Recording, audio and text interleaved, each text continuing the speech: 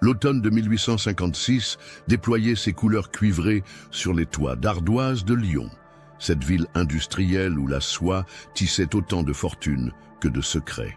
Dans le quartier de la Presqu'île, entre les élégants hôtels particuliers qui bordaient la rue de la République, se dressait la demeure des Chevaliers, une imposante bâtisse de 3 étages, aux fenêtres ornées de fer forgé, dont les murs de pierre blonde semblaient respirer l'opulence et la respectabilité. La famille Chevalier jouissait d'une réputation impeccable parmi la bourgeoisie lyonnaise. Héritage de 3 générations de négociants en soie, leur fortune s'était solidifiée au fil des décennies, permettant à Édouard Chevalier, le patriarche de 52 ans, de s'imposer comme l'une des figures les plus influentes des cercles commerciaux de la ville. Sa barbe soigneusement taillée et son regard perçant sous des sourcils broussailleux incarnaient l'autorité bourgeoise de l'époque, tandis que son épouse, Marguerite, une femme de 45 ans, aux traits délicats, mais au regard constamment fuyant, accompagnait ses sorties mondaines avec une discrétion qui frisait l'effacement. Mais c'étaient leurs enfants qui attiraient l'attention et les conversations dans les salons lyonnais.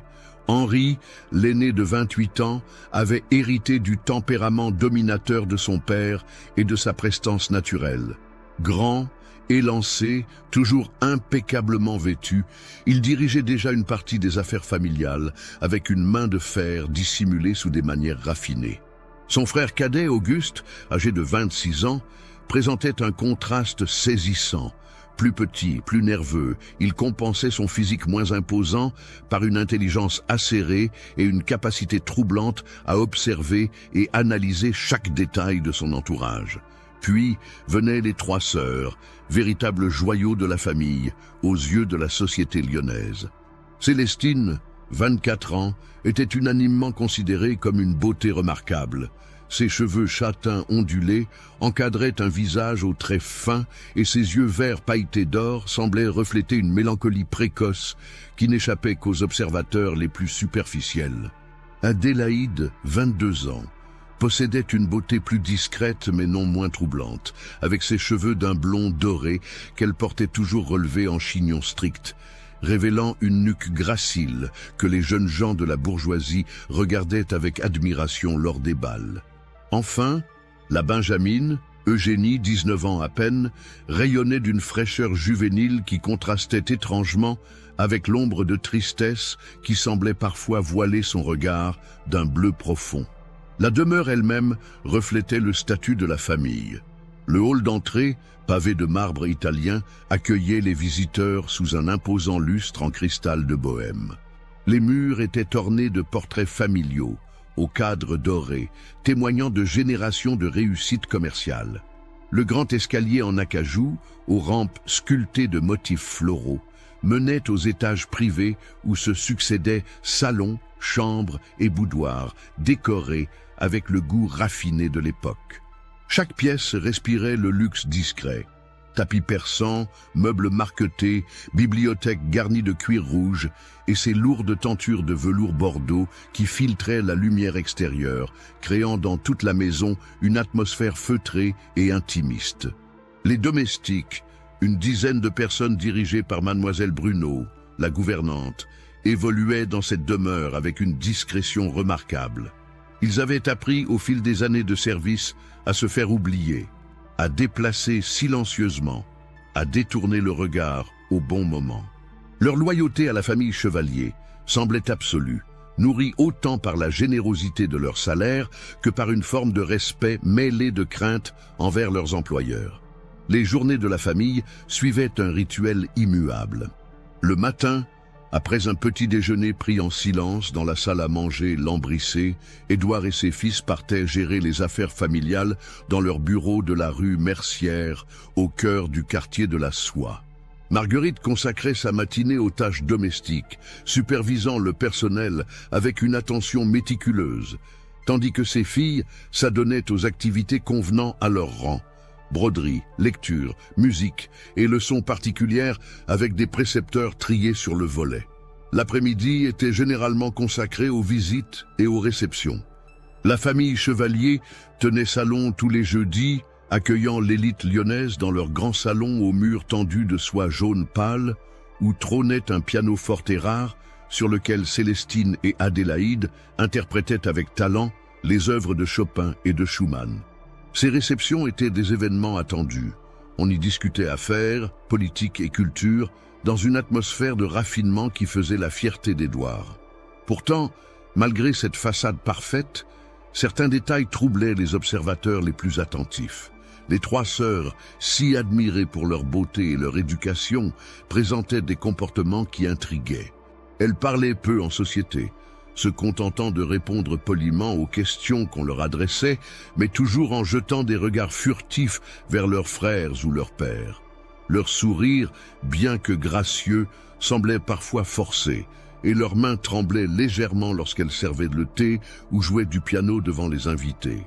Madame Fourier, une dame de la haute société lyonnaise connue pour son esprit d'observation, avait remarqué lors d'une réception que Célestine portait toujours des manches longues, même par les journées les plus chaudes de l'été. Elle avait également noté qu'Eugénie sursautait violemment au moindre bruit inattendu et qu'Adélaïde ne riait jamais vraiment, se contentant de sourires convenus qui n'éclairaient jamais ses yeux d'ambre. Les dimanches, la famille au complet se rendait à la messe de 11h à la basilique Notre-Dame de Fourvière. Ils occupaient toujours le même banc, au premier rang de la nef centrale, offrant à toute l'assemblée le spectacle de leur piété exemplaire. Édouard et Marguerite priaient avec un recueillement ostensible, tandis que leur fils adoptait cette attitude respectueuse, mais légèrement distraite des jeunes gens de bonne famille. Les trois sœurs, elles, semblaient véritablement absorbées par leurs prières, leurs lèvres bougeant silencieusement, leurs mains jointes si serrées que leur jointure en blanchissait. L'abbé Mortier, qui officiait depuis 15 ans à Notre-Dame de Fourvière, avait développé une affection particulière pour cette famille qui incarnait si parfaitement les valeurs chrétiennes et bourgeoises de l'époque. Il appréciait les conversations qu'il entretenait parfois avec Édouard à l'issue de la messe, discussions portant sur la morale, l'éducation et les œuvres de charité. Pourtant, même lui n'avait pas manqué de remarquer que les jeunes demoiselles chevaliers se confessaient avec une fréquence inhabituelle, chaque semaine, parfois même plusieurs fois par semaine, et que leurs confessions semblaient les bouleverser profondément. Les soirées d'hiver étaient particulièrement appréciées dans la demeure des chevaliers. Après le dîner, servi dans la grande salle à manger éclairée par des bougies dont la cire parfumée embaumait l'atmosphère, la famille se réunissait dans le salon de musique.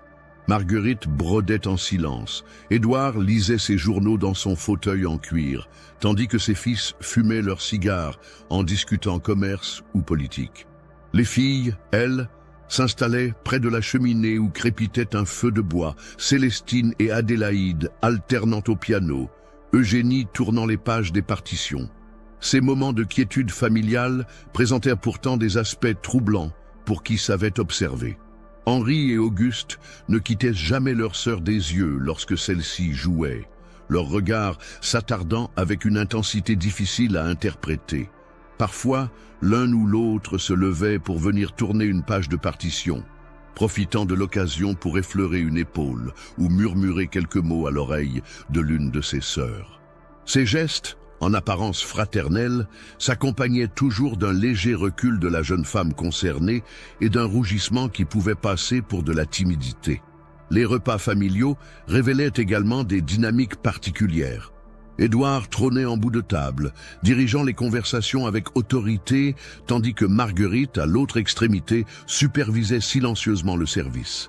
Henri et Auguste s'installaient de chaque côté de leur père, créant un bloc masculin face auquel leur sœur semblait presque minuscule. Les discussions portaient principalement sur les affaires, la politique locale ou les événements mondains, les femmes n'étant consultées que sur des questions domestiques ou artistiques. Pourtant, même durant ces repas en apparence harmonieux, des tensions sourdes affleuraient. Un regard trop insistant d'Henri vers Célestine, un sourire équivoque d'Auguste à l'adresse d'Adélaïde, des mots à double sens qui faisaient baisser les yeux aux jeunes femmes. Marguerite, elle, semblait ne rien voir, ou plutôt s'efforçait de ne rien voir, se concentrant sur son assiette ou sur la direction du personnel avec une détermination qui ressemblait à de la fuite. L'automne 1856 s'annonçait particulièrement social pour la famille Chevalier. Plusieurs mariages étaient prévus dans leur cercle et les invitations s'accumulaient sur le secrétaire de Marguerite. Ces événements représentaient autant d'occasions de paraître, de briller en société et de renforcer les liens commerciaux et sociaux qui faisaient la force de leur position. Mais ils constituaient également des épreuves pour les trois sœurs, qui devaient affronter les regards, les questions sur leurs propres projets matrimoniaux et surtout la surveillance constante de leurs frères qui semblaient considérer chaque interaction avec de jeunes hommes comme une menace personnelle. Car malgré leur beauté et leur dot considérable, aucune des trois sœurs Chevalier n'était encore mariée, situation de plus en plus commentée dans les salons lyonnais. Célestine, à 24 ans, dépassait déjà l'âge habituel du mariage pour une jeune femme de son rang. Plusieurs prétendants s'étaient présentés au fil des années, tous issus de familles respectables, mais chaque fois, pour des raisons diverses et mystérieuses, les projets d'union avaient été ajournés ou annulés. Monsieur Delacroix, un jeune avocat brillant, avait courtisé Célestine durant plusieurs mois l'année précédente.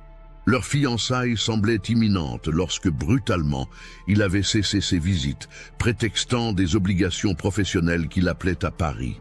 Des rumeurs couraient selon lesquelles Henri et Auguste avaient eu une conversation très ferme avec le jeune homme, mais rien n'avait jamais été confirmé. Adélaïde avait vécu une expérience similaire avec le fils d'un négociant en métaux, Gabriel Rousseau. Leur famille avait même commencé à discuter des modalités du contrat de mariage lorsque le jeune homme avait brutalement retiré sa demande, sans explication satisfaisante. Quant à Eugénie, malgré son jeune âge et la cour empressée que lui faisaient plusieurs fils de bonne famille, aucune relation n'avait jamais dépassé le stade des politesses d'usage. Cette situation alimentait les conversations mondaines, d'autant que les trois sœurs Chevalier étaient considérées comme des parties exceptionnelles. Leur beauté était unanimement reconnue, leur éducation irréprochable et leur dot confortable. Certains murmuraient qu'Édouard se montrait trop exigeant dans le choix des époux de ses filles, d'autres que les jeunes femmes elles-mêmes se montraient difficiles.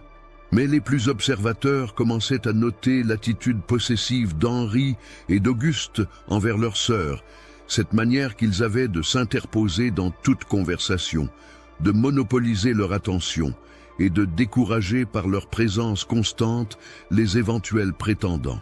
Les domestiques de la maison, malgré leur discrétion professionnelle, ne pouvaient ignorer certaines particularités de la vie familiale.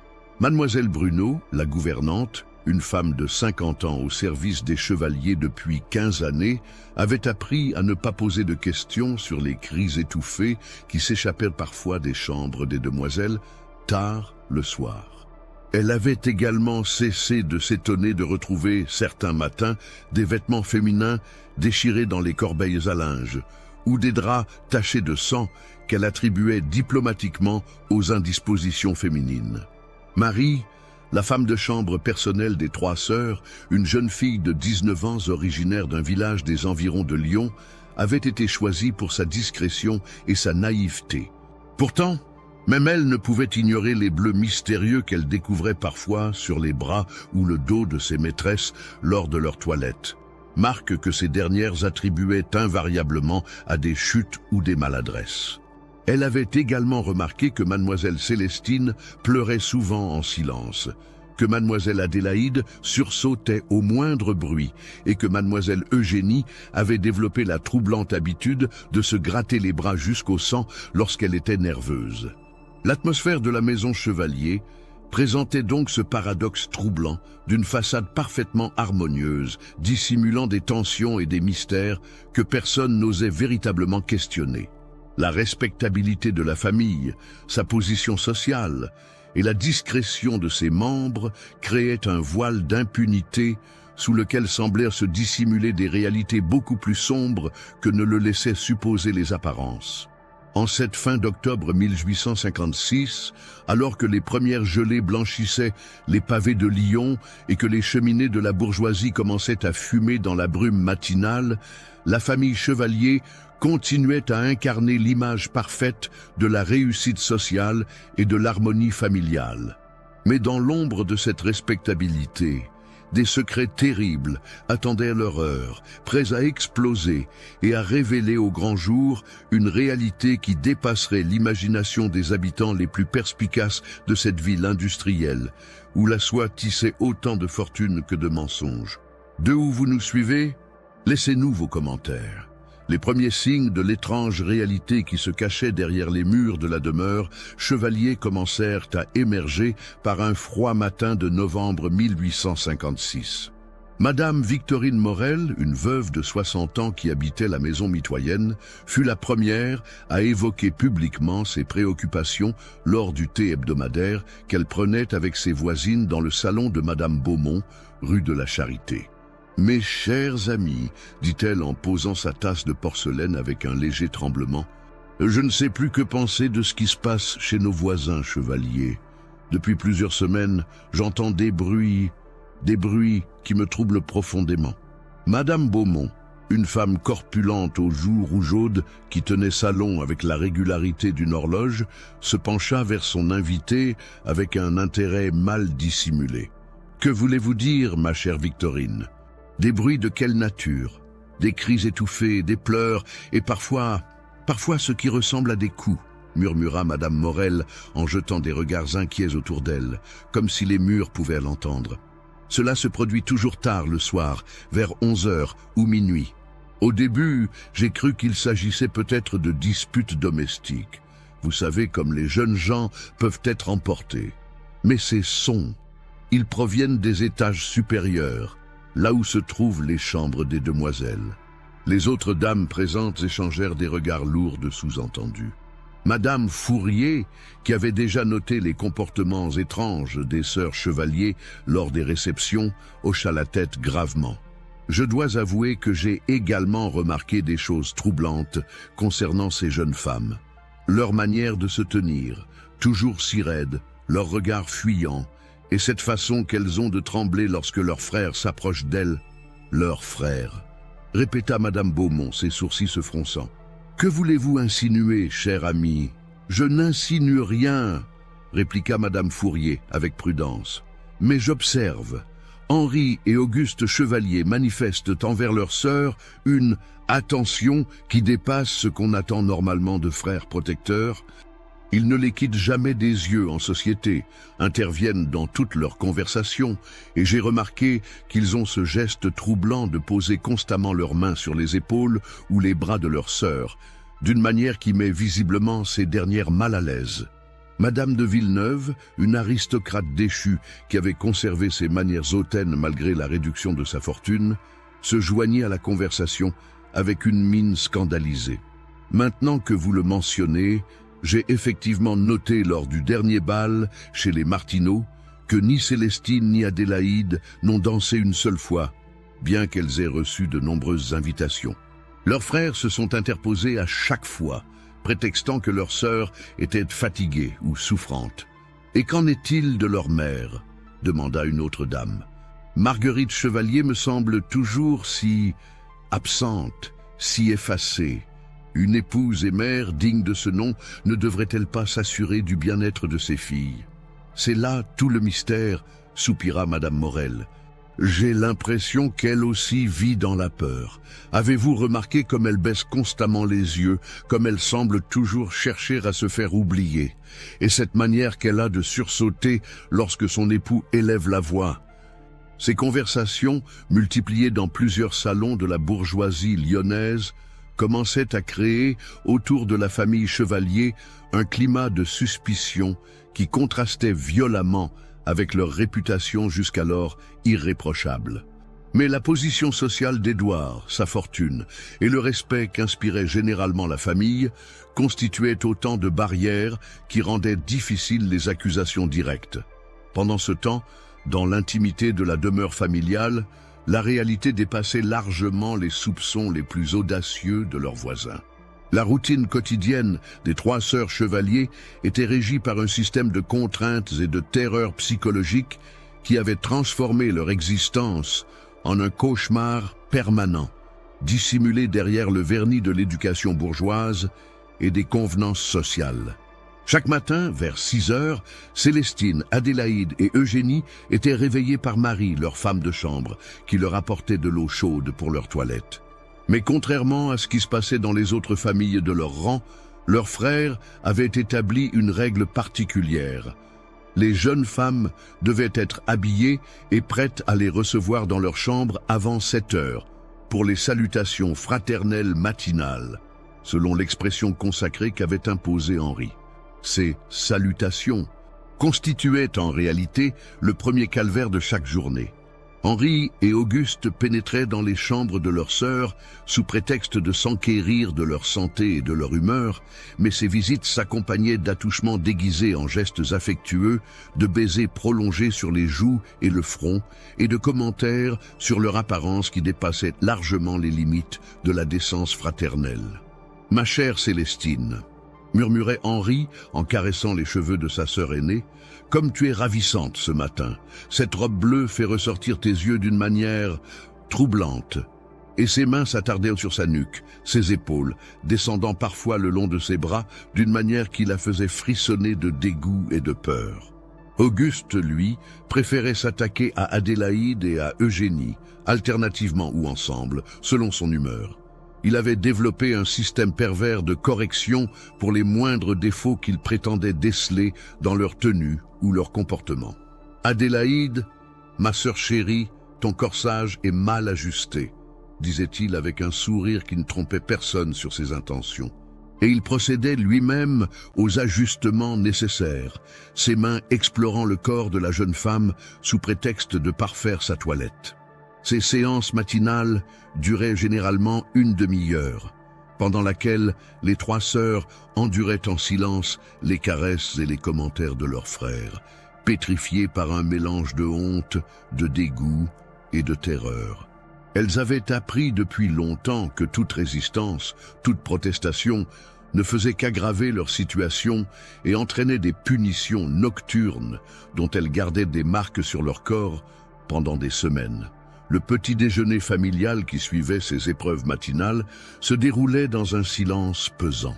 Édouard, installé au bout de la table, lisait son journal en émettant occasionnellement des commentaires sur les événements politiques ou économiques, tandis que Marguerite servait le thé et les confitures avec des gestes mécaniques, évitant soigneusement de croiser le regard de ses filles.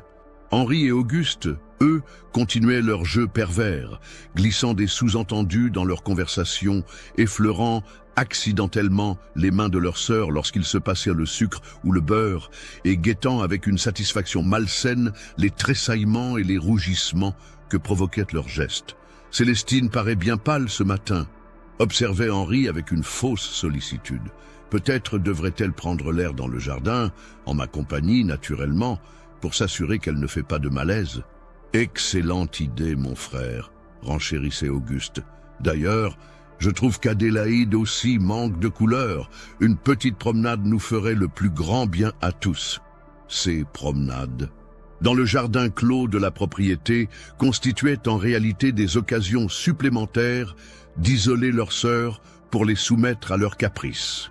À l'abri des regards indiscrets, derrière les hautes haies de lauriers qui entouraient la propriété, Henri et Auguste laissaient libre cours à leurs pulsions, multipliant les gestes déplacés, les baisers forcés et les caresses qui ne devaient rien à l'affection fraternelle. L'après-midi apportait de nouveaux tourments sous forme de leçons particulières, eux que les deux frères avaient imposées à leurs sœurs. Officiellement, il s'agissait de cours de maintien, de diction et de culture générale destinés à parfaire leur éducation.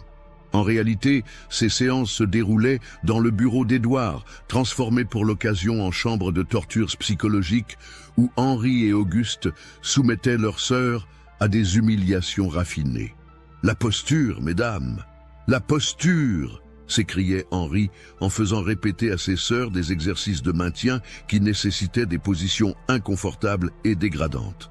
Cambre-toi davantage, Eugénie. Comment espères-tu séduire un époux avec une telle raideur? Et ses mains corrigeaient brutalement la position de la jeune fille, s'attardant sur sa taille, ses hanches, sa poitrine naissante, tandis qu'Auguste prenait des notes sur un carnet, prétendument pour évaluer les progrès de ses sœurs, mais en réalité pour cataloguer leurs réactions et leurs faiblesses en vue de futures tortures. Ces leçons comprenaient également des exercices de diction où les jeunes femmes devaient répéter des phrases à double sens, des poèmes équivoques ou des textes que leurs frères avaient spécialement composés pour les embarrasser et les humilier. Répète après moi, Adélaïde, une sœur doit obéissance totale à ses frères, car ils connaissent mieux qu'elle ce qui convient à son bonheur, dictait Auguste avec un sourire cruel. Les soirées représentaient l'apogée de ce système de domination perverse. Après le dîner familial, lorsque leurs parents se retiraient dans leurs appartements, Henri et Auguste instauraient ce qu'ils appelaient les réunions de famille. Des séances qui se prolongeaient parfois jusqu'à l'aube et dont leurs sœurs sortaient brisées, humiliées et marquées dans leur chair autant que dans leur âme. Ces réunions se déroulaient dans le salon de musique, dont Henri avait fait condamner les issues, à l'exception de celles donnant sur le couloir principal. Les fenêtres étaient occultées par d'épaisses tentures, et la pièce était éclairée uniquement par des bougies, qui créaient une atmosphère oppressante et théâtrale. Au centre de la pièce, les trois sœurs devaient s'agenouiller sur des coussins, en chemise de nuit, tandis que leurs frères, installés dans des fauteuils, les soumettaient à un interrogatoire inquisitorial sur leurs pensées, leurs rêves, leurs désirs secrets. « Dis-nous, Célestine !» commençait Henri d'une voix doucereuse. « À quoi as-tu pensé aujourd'hui lorsque le jeune marchand t'a salué dans la rue? Son sourire t'a-t-il troublé? As-tu ressenti des choses indécentes ?» Et la pauvre Célestine, tremblant de froid et de terreur, devait répondre à ces questions humiliantes, sachant que chaque hésitation, chaque mensonge supposé entraînerait des corrections dont elle connaissait par expérience la douloureuse réalité. Car les corrections constituaient la partie la plus atroce de ces séances nocturnes. Henri et Auguste avaient élaboré tout un arsenal de punitions physiques et psychologiques qu'ils appliquaient selon des règles qu'eux seuls connaissaient. Les coups, administrés avec des baguettes de bambou ou des martinets en cuir, laissaient des marques soigneusement calculées pour être dissimulées par les vêtements. Les brûlures superficielles, infligées avec des bougies ou de petites tiges de métal chauffé, étaient placées de manière à ne jamais être visibles en société. Mais c'était la dimension psychologique de ces tortures qui s'avérait la plus destructrice. Henri et Auguste avaient développé un système de chantage émotionnel qui brisait méthodiquement la résistance de leurs sœurs. Ils alternaient les menaces et les fausses tendresses, les humiliations et les promesses de rédemption, créant chez leurs victimes un état de confusion mentale qui les rendait totalement dépendantes de leurs bourreaux. « Tu sais que nous t'aimons, Adélaïde », murmurait Auguste après avoir infligé à sa sœur une correction particulièrement sévère. « Tout ce que nous faisons, c'est pour ton bien, pour t'enseigner la soumission et la pureté qu'attend de toi la société. Si tu nous résistes, si tu cherches à nous échapper, tu nous forces à être plus persuasifs dans nos méthodes. » Cette manipulation psychologique était d'autant plus efficace qu'elle s'appuyait sur l'isolement total dans lequel Henri et Auguste maintenaient leurs sœurs. Aucune confidence n'était possible avec les domestiques, tous soigneusement sélectionnés pour leur discrétion et leur dépendance financière envers la famille. Marguerite, leur propre mère, avait depuis longtemps renoncé à intervenir, terrorisée par son époux et ses fils, et réduite à un état de soumission qui la rendait complice par son silence. Les rares sorties en société des trois sœurs étaient strictement encadrées par leurs frères, qui ne les perdaient jamais de vue et intervenaient immédiatement dès qu'un jeune homme tentait d'engager une conversation. Cette surveillance constante avait fini par décourager la plupart des prétendants potentiels, créant autour des demoiselles chevaliers une réputation de fierté et d'inaccessibilité qui masquait leur véritable situation. Pourtant, Malgré cette oppression systématique, un événement inattendu allait bientôt bouleverser l'équilibre de terreur qui régnait dans la demeure familiale. Mademoiselle Bruno, la gouvernante, avait une nièce nommée Joséphine, une jeune femme de 23 ans qui travaillait comme institutrice dans une famille bourgeoise de Villeurbanne. Cette jeune femme, dotée d'un caractère indépendant et d'un sens moral inflexible, devait venir passer quelques jours chez sa tante pour la Toussaint. L'arrivée de Joséphine Bruno dans la maison Chevalier, prévue pour le 28 octobre, représentait une menace que ni Henri ni Auguste n'avaient anticipée. Contrairement aux autres domestiques, habitués au silence et à l'obéissance aveugle, Joséphine possédait une éducation et une position sociale qui lui permettraient de poser des questions, d'observer avec un œil critique et potentiellement de témoigner de ce qu'elle pourrait découvrir. La perspective de cette visite plongeait déjà les trois sœurs dans un mélange d'espoir et de terreur. Elles rêvaient secrètement qu'une âme charitable puisse enfin percevoir leur détresse et leur venir en aide. Mais elles redoutaient les représailles que ne manqueraient pas d'exercer leurs frères si elles tentaient de communiquer leur situation à l'étrangère. Henri et Auguste, de leur côté, avaient perçu le danger potentiel que représentait cette visite. Ils multiplièrent les menaces envers leurs sœurs, les prévenant que toute tentative de révélation ou même d'allusion à leur situation entraînerait des conséquences terribles, non seulement pour elles, mais également pour Joséphine elle-même. « Écoute-moi bien, Célestine », siffla Henri en plaquant sa sœur aînée contre le mur de sa chambre. « Si tu oses prononcer un seul mot, faire un seul geste qui puisse éveiller les soupçons de cette institutrice, je te jure que tu le regretteras jusqu'à ton dernier souffle. Et elle aussi le regrettera, crois-moi. » Ces menaces n'étaient pas vaines. Au fil des années, Henri et Auguste avaient démontré à plusieurs reprises qu'ils n'hésitaient pas à s'en prendre à toute personne qui représentait une menace pour leur système de domination. Un jardinier qui avait un jour tenté de consoler Eugénie après l'avoir trouvée en larmes dans le jardin avait été congédié le jour même, avec des références si dévastatrices qu'il n'avait jamais retrouvé d'emploi dans la région. Une ancienne femme de chambre qui avait posé trop de questions avait connu un sort similaire, et des rumeurs persistantes prétendaient qu'Henri et Auguste étaient capables de mesures encore plus radicales pour préserver leur secret.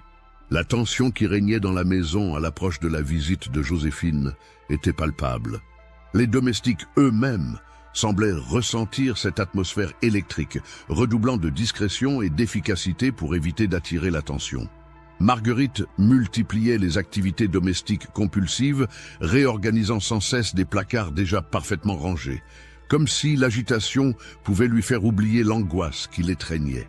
Édouard, étrangement, semblait le moins affecté par cette visite annoncée. Soit qu'il fût véritablement aveugle aux réalités de sa propre maison, soit qu'il préféra maintenir cette cécité volontaire, il continuait ses activités habituelles sans manifester la moindre inquiétude.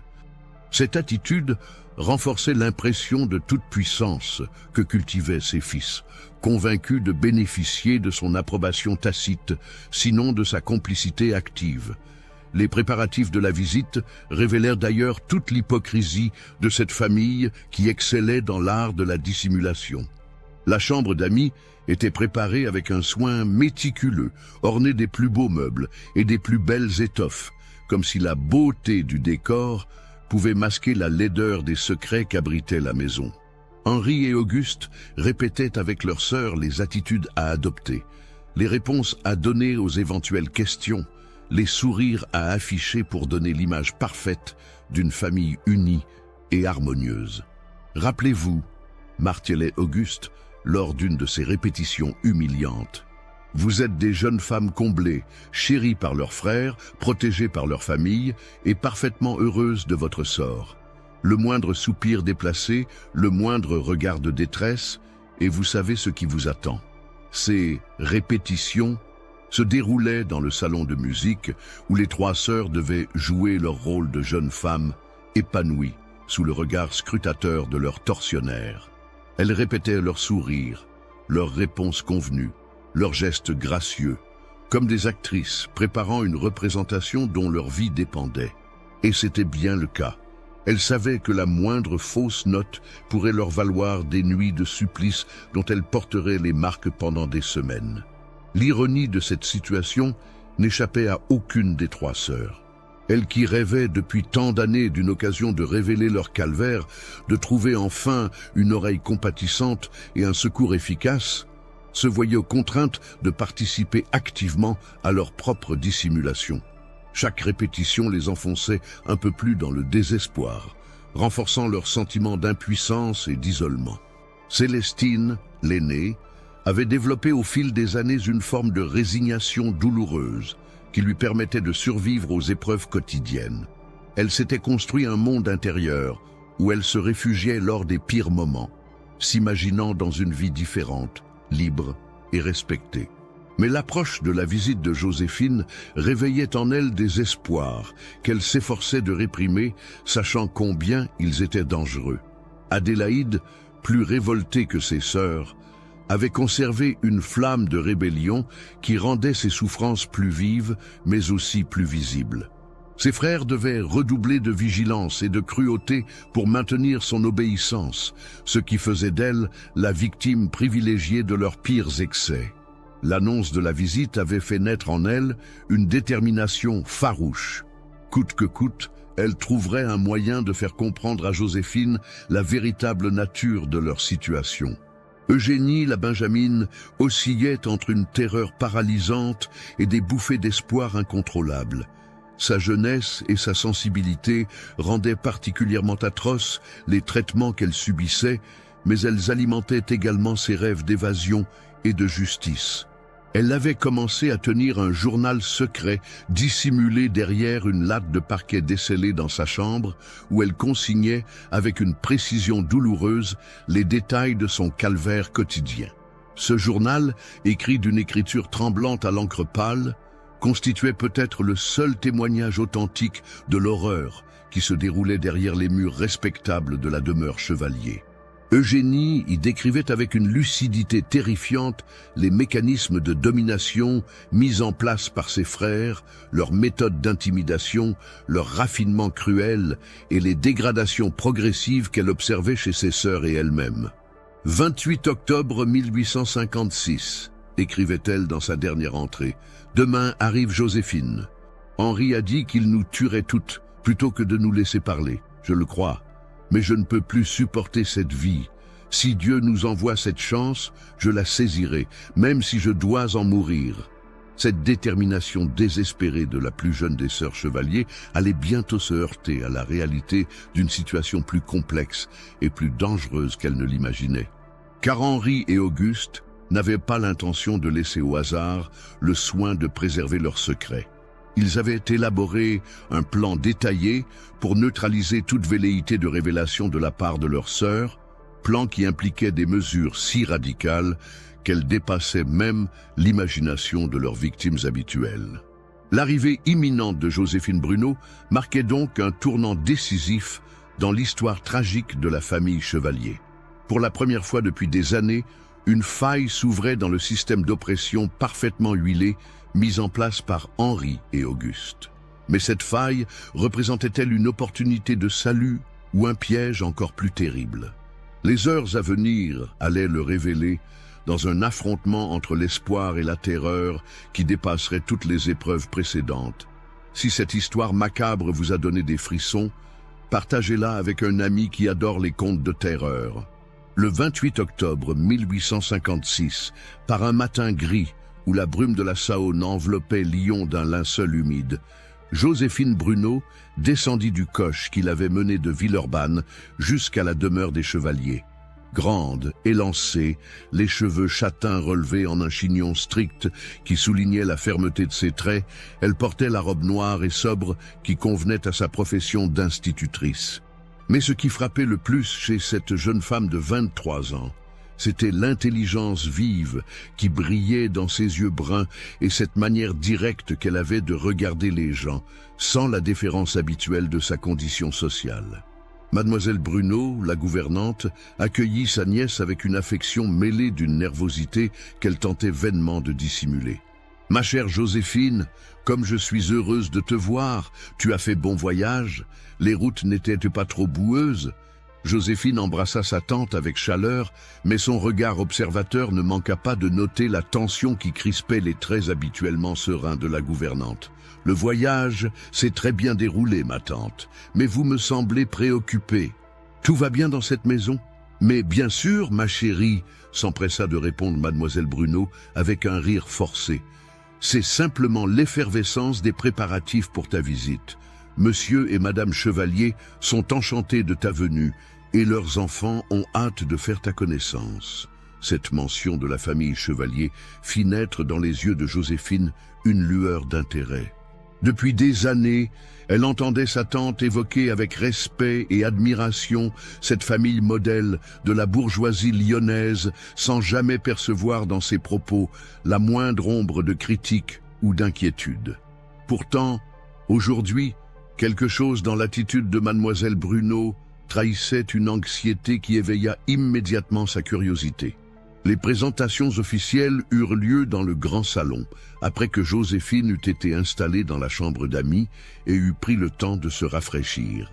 Édouard Chevalier se montra d'une courtoisie parfaite, s'enquérant de sa santé, de son travail et de sa famille, avec cette bienveillance paternaliste qu'affectaient volontiers les bourgeois de l'époque envers leurs inférieurs sociaux. Marguerite, effacée comme à son habitude, se contenta de sourires convenus et de politesse d'usage.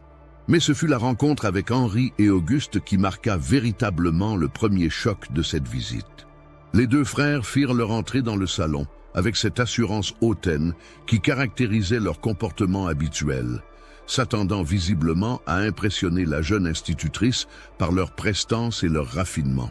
Henri, l'aîné, s'avança le premier, la main tendue et le sourire charmeur. « Mademoiselle Joséphine, j'espère, ma tante nous a tant parlé de vous. Permettez-moi de vous souhaiter la bienvenue dans notre demeure. » Joséphine tendit la main, mais au moment où Henri la saisit pour la porter à ses lèvres selon l'usage, elle tressaillit involontairement.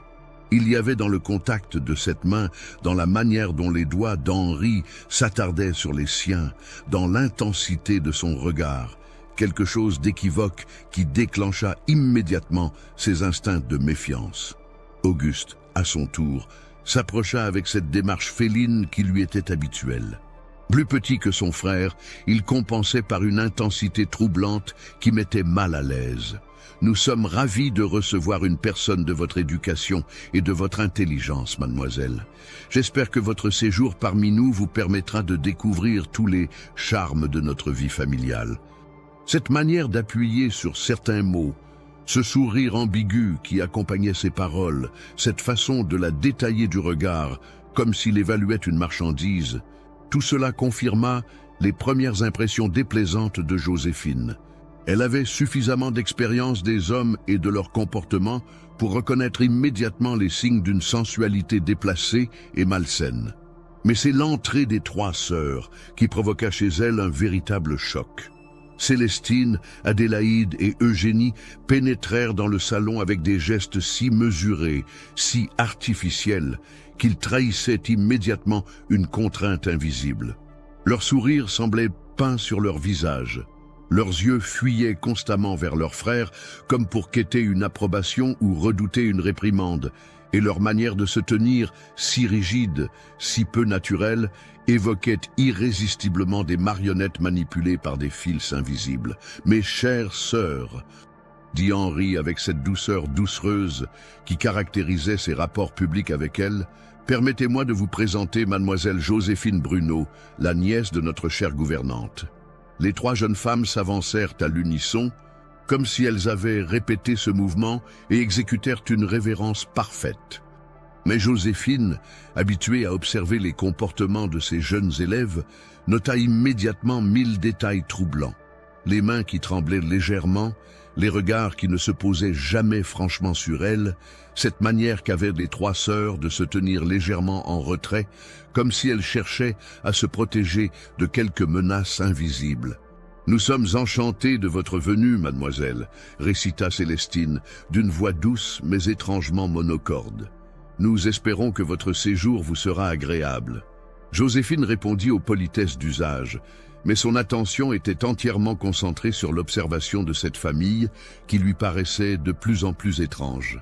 Il y avait dans l'atmosphère de ce salon, malgré son luxe et son raffinement, quelque chose d'oppressant qui lui rappelait certaines maisons bourgeoises où elle avait travaillé et où régnaient des secrets inavouables. Le déjeuner qui suivit ces présentations ne fit qu'accentuer ces impressions. La conversation, brillante et cultivée, roulait sur les sujets les plus divers: littérature, politique, art, voyage. Henri et Auguste faisaient assaut d'esprit et d'érudition, citant Lamartine et Hugo, commentant les événements de la guerre de Crimée, évoquant leur voyage à Paris et leurs relations dans les milieux artistiques. Édouard approuvait gravement les propos de ses fils, tandis que Marguerite se contentait de sourires approbateurs. Mais les trois sœurs demeuraient silencieuses, se contentant de répondre brièvement lorsqu'on les interrogeait directement, et toujours après avoir jeté un regard furtif vers leur frère. Cette attitude contrastait si violemment avec la réputation de beauté, d'intelligence et d'éducation qui était la leur, que Joséphine en fut profondément intriguée. « Mademoiselle Célestine, » dit-elle en s'adressant directement à l'aînée des sœurs, « votre tante m'a dit que vous étiez une pianiste remarquable. Accepteriez-vous de nous faire entendre quelques mesures après le repas ?» Célestine rougit violemment et jeta un regard affolé vers Henri, qui répondit à sa place avec un sourire protecteur. « Ma sœur est effectivement très douée, mais elle souffre depuis quelques jours d'une faiblesse des poignets qui lui interdit de jouer.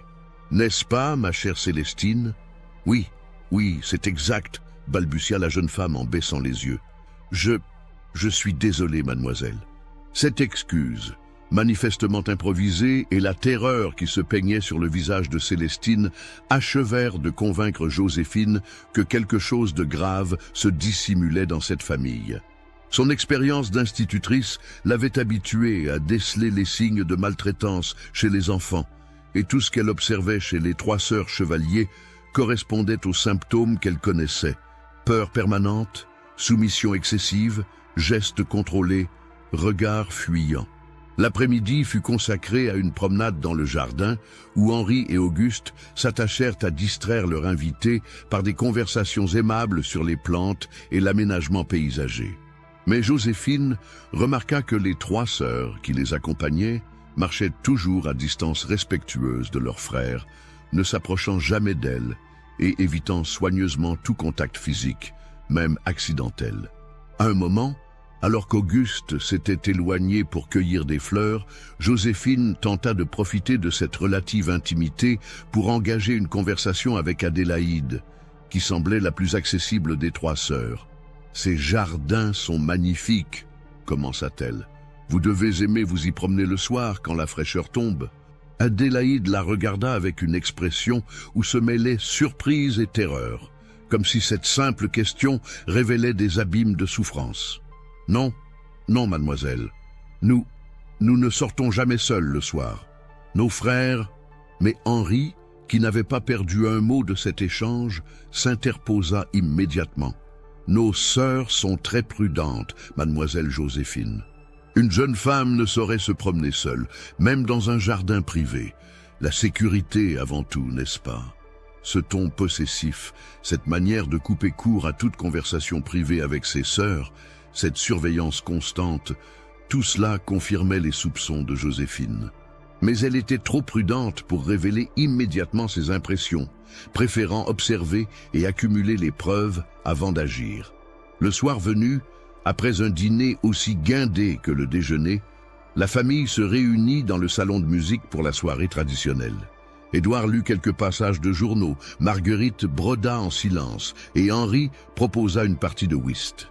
Mais Auguste déclina, prétextant une correspondance urgente à terminer, et suggéra que ses sœurs se retirent également pour ne pas déranger les joueurs. « Excellente idée !» approuva Henri. « D'ailleurs, nos chères sœurs semblent fatiguées par cette journée si riche en émotions. N'est-ce pas, mesdames ?» Les trois jeunes femmes acquiescèrent mécaniquement et se levèrent pour prendre congé.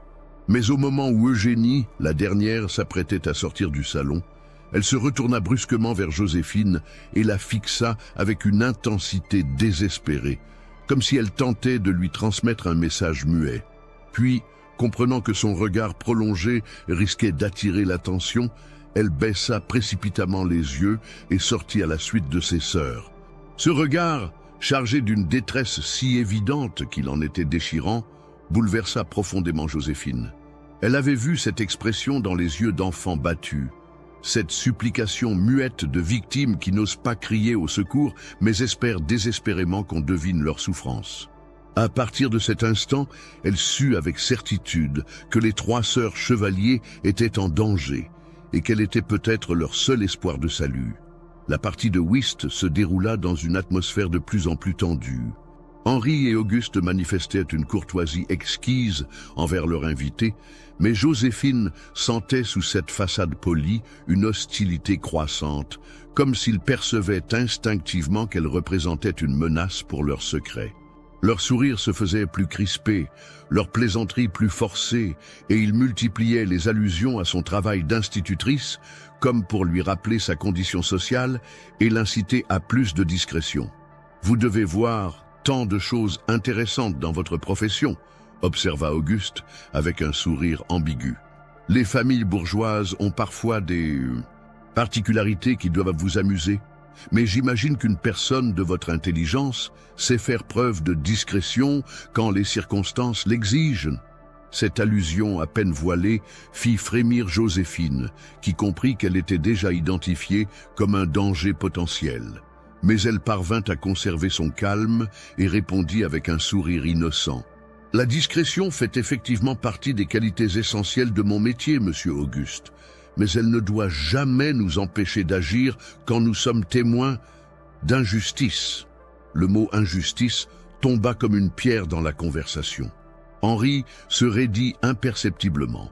Auguste cessa de sourire, et même Édouard leva les yeux de son journal pour regarder l'institutrice avec une attention nouvelle. Seule Marguerite ne sembla pas remarquer la tension soudaine qui venait de s'installer dans la pièce. « Naturellement, » reprit Henri après un silence lourd de menaces, « mais il convient de s'assurer qu'on a bien compris une situation avant de porter des jugements. Les apparences peuvent être si trompeuses, n'est-ce pas, chère mademoiselle ?» Cette conversation à mots couverts révélait que la guerre était déclarée. Joséphine avait compris qu'Henri et Auguste étaient parfaitement conscients de ses soupçons, et eux avaient saisi qu'elle ne se laisserait pas intimider par leurs menaces indirectes. La suite des événements allait dépendre de leur habileté respective à manœuvrer dans cette partie de cache-cache mortelle. Vers 11 heures, la soirée prit fin officiellement. Édouard et Marguerite se retirèrent dans leurs appartements, suivis peu après par Henri et Auguste, qui souhaitèrent une bonne nuit à leur invité avec une courtoisie glaciale. Joséphine regagna sa chambre, mais elle n'avait nullement l'intention de dormir. Son plan était formé. Elle attendrait que la maisonnée s'endorme, puis elle tenterait de prendre contact avec l'une des 3 sœurs pour tenter de recueillir leurs confidences. Allongée sur son lit, encore habillée, elle attendit que s'éteignent les dernières lumières et que s'installa le silence de la nuit. Vers minuit, elle se leva silencieusement et entr'ouvrit sa porte pour écouter. Aucun bruit ne troublait la quiétude de la demeure. Seul le tic-tac de l'horloge du hall résonnait dans l'obscurité. Se guidant à tâtons le long du couloir, elle progressa vers l'aile où se trouvaient les chambres des 3 sœurs. Son plan était de frapper doucement à la porte de Célestine, l'aînée, en espérant qu'elle accepterait de lui ouvrir et de lui faire des confidences. Mais à peine avait-elle fait quelques pas qu'un bruit la figea sur place. Des voix étouffées qui semblaient provenir du rez-de-chaussée dans la direction du salon de musique. Intriguée et inquiète, elle rebroussa chemin et descendit prudemment l'escalier, en prenant soin d'éviter les marches qui grinçaient. Arrivée au rez-de-chaussée, elle put percevoir distinctement des voix masculines qui provenaient effectivement du salon de musique, dont la porte était entrebâillée, laissant filtrer un ray de lumière. S'approchant le plus possible sans risquer d'être découverte, elle tendit l'oreille et reconnut les voix d'Henri et d'Auguste, qui conversaient à voix basse, mais avec une intensité qui trahissait une grande agitation. « Cette femme est dangereuse », disait Henri. Elle a compris quelque chose, j'en suis certain. Sa manière de regarder nos sœurs, ses questions, et surtout cette allusion aux injustices, non, nous ne pouvons pas la laisser repartir ainsi. Je suis d'accord, répondit Auguste. Mais que proposes-tu? Nous ne pouvons tout de même pas. Pourquoi pas? L'interrompit Henri d'une voix où perçait une détermination glacée. Un accident est si vite arrivé. Une chute dans l'escalier, une mauvaise rencontre lors d'une promenade matinale. Les possibilités ne manquent pas. Joséphine sentit un frisson d'horreur la parcourir. Ces hommes, ces bourgeois respectables, parlaient de son assassinat avec le même détachement qu'ils auraient discuté d'un placement financier. Mais ce qui la bouleversait encore davantage, c'était la confirmation que ses soupçons étaient fondés. Henri et Auguste Chevalier étaient effectivement des criminels, et leur sœur était leur victime. « Il faudra faire vite », continua Auguste. « Dès demain matin, avant qu'elle ait l'occasion de repartir ou de parler à quiconque. Et il faudra s'occuper également de notre tante. Une complicité trop dangereuse pour être négligée. Naturellement. Mais d'abord, il convient de s'assurer que nos chères sœurs n'ont pas tenté de communiquer avec elle. Une petite séance d'interrogatoire s'impose, je pense. Excellente idée. Allons-y immédiatement.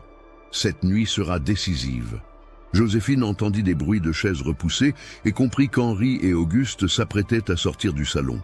Prise de panique, elle rebroussa chemin précipitamment vers l'escalier, mais dans son empressement, elle heurta une petite table qui se renversa dans un fracas qui résonna comme un coup de tonnerre dans le silence nocturne. « Qu'est-ce que c'était » siffla la voix d'Henri. « Quelqu'un nous écoute » répondit Auguste.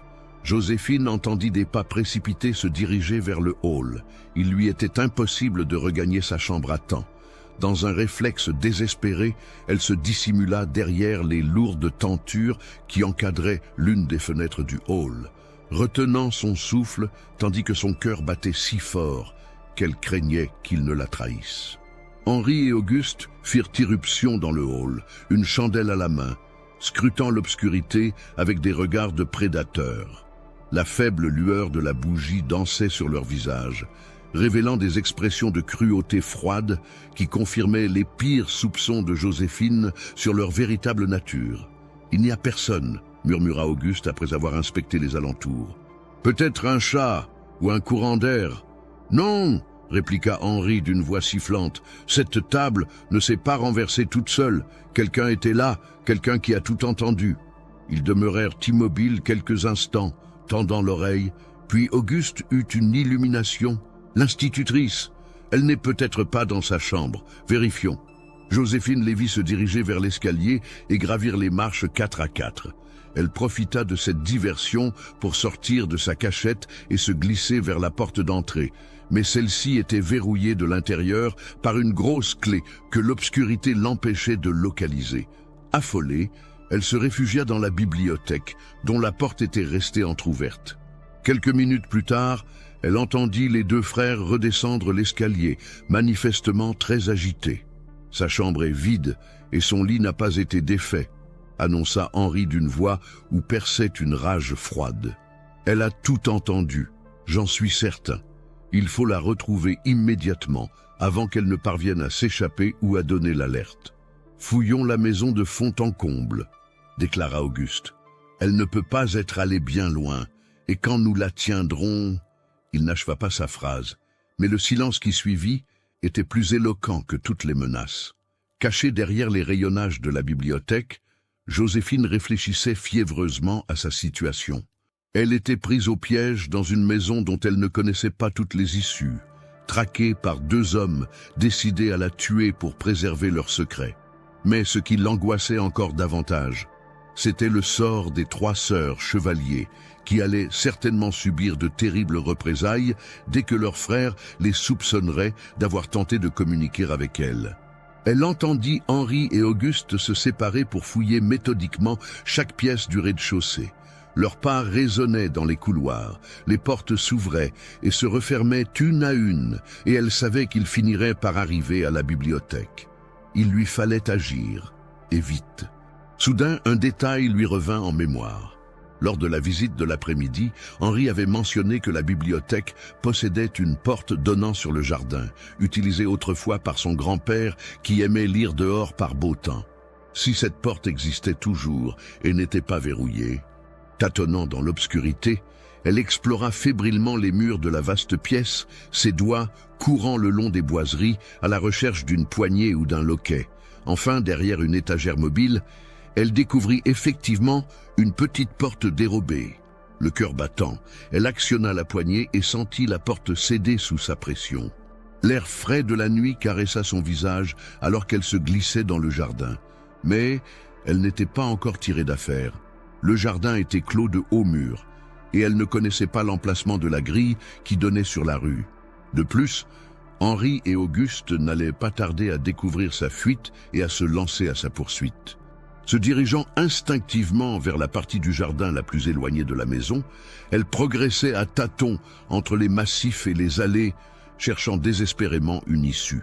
Derrière elle, des lumières s'allumaient aux fenêtres de la demeure, et elle entendait des voix qui s'interpellaient, ses poursuivants avaient découvert sa disparition. C'est alors qu'une voix douce l'appela dans l'obscurité. « Mademoiselle Joséphine, mademoiselle, c'est vous !» Se retournant, elle aperçut une silhouette féminine qui se dirigeait vers elle. C'était Eugénie, la plus jeune des sœurs Chevalier, vêtue d'une simple chemise de nuit blanche qui lui donnait l'apparence d'un fantôme dans la nuit. « Eugénie !» souffla Joséphine. « Mon Dieu, que faites-vous ici ?»« J'ai entendu du bruit et j'ai vu de la lumière, » répondit la jeune fille en s'approchant. « Je me suis douté que quelque chose se passait. Mes frères, ils vous cherchent. N'est-ce pas? Ils veulent vous faire du mal ?»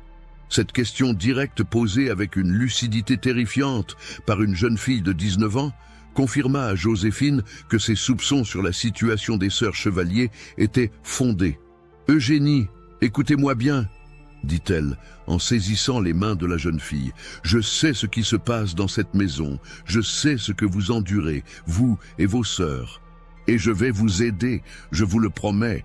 Mais d'abord, il faut que je sorte d'ici pour donner l'alerte. Connaissez-vous un moyen de quitter le jardin ?» Eugénie la regarda avec une expression où l'espoir et la terreur se mêlaient étrangement. « Il y a une petite porte de service près des communs qui donne sur la ruelle arrière. Mais elle est toujours verrouillée. Attendez, je crois que je sais où papa cache la clé. » Elle disparut quelques instants dans l'obscurité et revint avec un trousseau de clés qu'elle avait visiblement pris dans l'office. « Suivez-moi, mais faites attention. Henri et Auguste connaissent le jardin mieux que nous. » Effectivement, des bruits de pas et des éclats de voix indiquaient que les deux frères avaient découvert la porte de la bibliothèque et s'étaient lancés à leur poursuite dans le jardin. Leurs lanternes balayaient l'obscurité et leurs appels résonnaient dans la nuit. « Joséphine, nous savons que vous êtes là, rendez-vous et tout se passera bien. » Mais le ton menaçant de ces paroles démentait leurs promesses rassurantes. Eugénie guida Joséphine à travers les allées les plus sombres, évitant soigneusement les zones éclairées par les lanternes de leurs poursuivants. Enfin, elles atteignirent une petite porte de bois dissimulée dans un renfoncement du mur d'enceinte. Les mains tremblantes, Eugénie essaya plusieurs clés avant de trouver la bonne. La serrure grinça en s'ouvrant et les deux femmes se figèrent, craignant d'avoir attiré l'attention. Mais les voix d'Henri et d'Auguste semblaient provenir de la partie opposée du jardin. « Allez-y !» souffla Eugénie en poussant Joséphine vers la sortie. « Courez chez le commissaire de police, rue de la République. Racontez-lui tout ce que vous avez vu et entendu, et dites-lui de venir immédiatement, car mes frères vont nous punir terriblement quand ils comprendront que je vous ai aidé. » Joséphine saisit les mains de la jeune fille avec émotion. « Eugénie, venez avec moi. Il n'est pas question que je vous abandonne à ces monstres. » Mais Eugénie secoua la tête avec une détermination surprenante chez une personne si jeune. « Non, mademoiselle, si je pars maintenant, mes sœurs subiront seules la colère d'Henri et d'Auguste. Je ne peux pas les abandonner. Et puis, il faut que quelqu'un reste pour témoigner de ce qui se passe ici, au cas où vous n'arriveriez pas à convaincre la police. » Cette abnégation héroïque bouleversa Joséphine, mais elle comprit que chaque seconde comptait. « Je reviendrai avec des secours, je vous le jure. Tenez bon toutes les trois. » Elle s'élança dans la ruelle, ses pas résonnant sur les pavés humides. Derrière elle, elle entendit la petite porte se refermer, et elle sut qu'Eugénie regagnait la maison pour affronter le châtiment qui l'attendait. Courant à perdre haleine dans les rues désertes de Lyon, Joséphine se dirigeait vers le commissariat de police, portée par une détermination farouche. Elle tenait enfin les preuves qu'il lui fallait pour démasquer Henri et Auguste Chevalier et sauver leur malheureuse sœur. Mais elle ignorait encore que la vérité qu'elle s'apprêtait à révéler dépasserait de loin tout ce qu'elle avait pu imaginer. Car dans la demeure des Chevaliers, tandis qu'Henri et Auguste organisaient fébrilement leur défense face à la menace que représentait la fuite de Joséphine, Eugénie rejoignait ses sœurs dans la chambre de Célestine, où toutes trois s'étaient réunies, pressentant que cette nuit marquerait un tournant décisif dans leur calvaire. Et c'est là, dans cette chambre aux volets clos, éclairée seulement par la lueur tremblante d'une bougie, qu'Eugénie révéla à Célestine et Adélaïde l'existence du journal secret qu'elle tenait depuis des mois et qui contenait la description précise et détaillée de tous les sévices qu'elles avaient endurés. « Il faut que la vérité éclate », déclara-t-elle avec une fermeté qui contrastait avec sa jeunesse. « Cette institutrice représente notre seule chance. Si nous devons mourir cette nuit, au moins nos souffrances ne seront-elles pas mortes avec nous ?» Et tandis que la course folle de Joséphine vers le commissariat résonnait encore dans les rues silencieuses de Lyon, les trois sœurs Chevalier se préparaient à affronter leur bourreau une dernière fois, armées désormais de l'espoir que leur calvaire touchait enfin à sa fin. Et soutenez notre chaîne en cliquant sur le bouton « Merci » en forme de cœur, afin que nous puissions continuer à vous proposer des histoires aussi sombres et captivantes que celle-ci. L'aube du 29 octobre 1856 se levait péniblement sur Lyon, noyant la ville dans une brume grisâtre qui semblait préfigurer les révélations terribles qui allaient bouleverser la tranquille bourgeoisie lyonnaise. Au commissariat de la rue de la République, le commissaire Alphonse Bertrand, un homme de 50 ans aux cheveux grisonnants et au regard perçant, écoutait avec un mélange d'incrédulité et d'horreur le récit haletant que lui faisait Joséphine Bruneau. « Monsieur le commissaire, » répétait la jeune femme pour la troisième fois, « je vous assure que je n'invente rien. J'ai entendu distinctement Henri et Auguste Chevalier planifier mon assassinat, et tout ce que j'ai observé dans cette maison confirme que leurs sœurs sont victimes de sévices répétés. » Le commissaire Bertrand se frottait la barbe avec perplexité. L'affaire était d'une gravité exceptionnelle, mais elle impliquait l'une des familles les plus respectées de Lyon. Édouard Chevalier était membre du conseil municipal, bienfaiteur de plusieurs œuvres de charité, et sa réputation d'intégrité n'avait jamais été mise en doute. Accuser ses fils de crimes aussi monstrueux sur la seule foi du témoignage d'une institutrice risquait de déclencher un scandale aux conséquences imprévisibles. « Mademoiselle Bruneau, dit-il finalement, je ne mets pas en doute votre sincérité, mais vous comprenez bien que des accusations aussi graves nécessitent des preuves solides. Avez-vous été témoin direct de violences? Possédez-vous des documents, des témoignages d'autres personnes? » Joséphine secoua la tête avec frustration. « Non, monsieur le commissaire, mais les signes sont évidents pour qui sait les reconnaître. Ces jeunes femmes vivent dans la terreur, leur comportement l'atteste. Et puis, j'ai entendu Henri et Auguste parler de m'assassiner.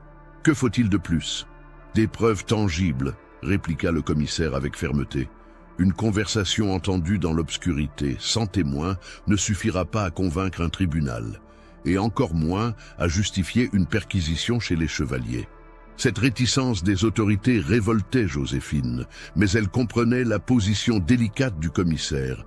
Il lui fallait trouver d'autres arguments, d'autres preuves. Soudain, elle se souvint des paroles d'Eugénie concernant un journal secret. « Monsieur le commissaire, » dit-elle avec une animation nouvelle, « la plus jeune des sœurs, Eugénie, m'a laissé entendre qu'elle tenait une sorte de chronique de leur souffrance.